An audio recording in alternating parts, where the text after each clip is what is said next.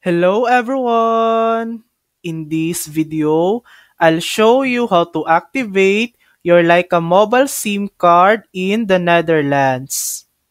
First, insert your Leica mobile SIM card into your phone and turn it on.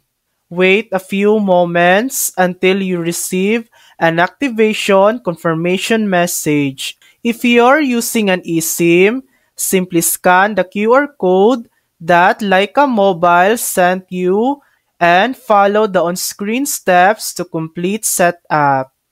Next, you'll need to register your SIM card. Visit the Leica Mobile Netherlands website, enter your details, and upload a valid ID such as your passport or national ID card.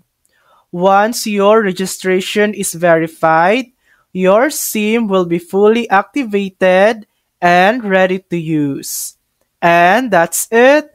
That's how to activate your Leica mobile SIM card in the Netherlands. Thanks for watching.